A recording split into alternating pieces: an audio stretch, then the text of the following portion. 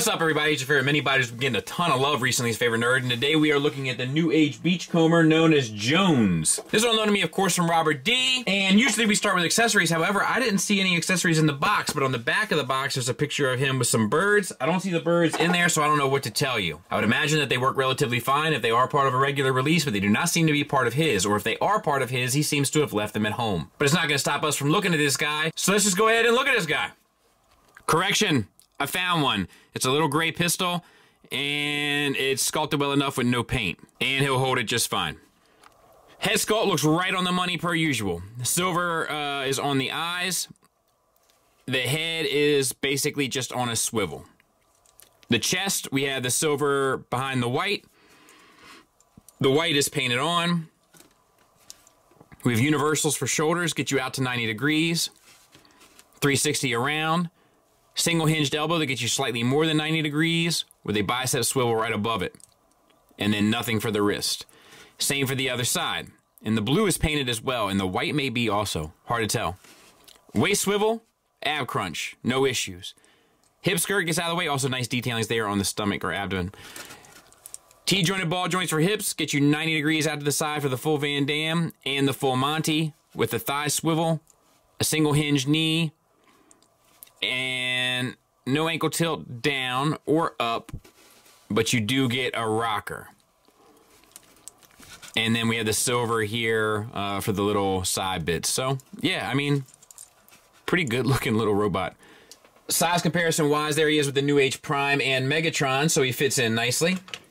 And for the sake of tradition, there he is with the old school Iron Factory scale blaster and a Hasbro Stunticon Legends figure. Alright, let's get him transformed.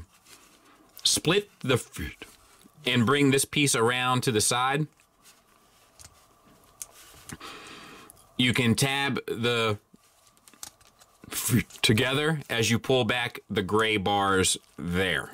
All right, next is the backpack, and it moves up in like 3 places. So one is there. Make sure the head is straight. One is at a hinge inside, so that flips over the head. And then you extend on the rail here. And then flip the seats. They'll come up and over. What happened here? There. Make sure that these are like, if these are flush, it'll allow for this to move. If they're at all at an angle, they won't. So move these over. And then that'll sit all nicely. Bring the arms down, they'll peg into the flank on both sides. And then you can flip at the knees. The roll cage will come up and plug into the back there. And then the heels will come down and wrap around the hands. Really old school and really quite a fun transformation. I'll get him cleaned up. We'll take a look at it. And there it is. And I think it does a really good job. Rolls like a champ. The paint looks good. The sculpt looks good. The transformation's super fun and old school and reminds you of the G1 while kind of being fresh and new. And the backpack, like as you maneuver it, like almost starts taking care of the rest of the transformation. Just smart, clever, good, fun stuff. Like what a legend should be, in my opinion.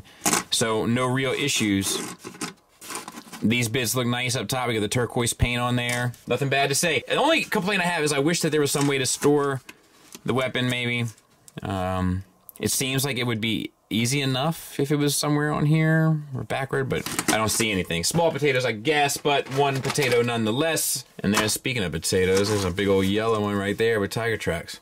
We'll start with the negatives. I don't really know, man. Like, it would be nice to get an ankle tilt up and an ankle tilt down. Just some, like, you know, a wrist swivel. Just some of, like, the small articulation stuff would have been nice to receive. It's a bummer for me anyway, because, like, I was like, man, well, I'll get them on the lack of accessory, but then I found the accessory, so now I'm like, geez, I don't know, because it's a pretty good figure. I wish there was a way to store the accessory in alt mode. You know, it's such a nitpicky thing, but here I am. I mean, I'm trying to find something, you know, just that should be a hint at just, you know, how good this figure really is. I mean, that's really, it's all I got, man. It's all I got. This, once again, is one of the better figures I've looked at all year. It's sculpted well, it's painted well, the transformation is fun, intuitive, enjoyable, and rewarding. It comes with an accessory. The alt mode looks good. The materials are good. It's a little figure, and yet it has an ab crunch. It's painted. Like, I don't know, man. What do you want me to say? Top shelf figure, strong recommend from me. Thanks for listening. Thanks for watching. Until next time, take care.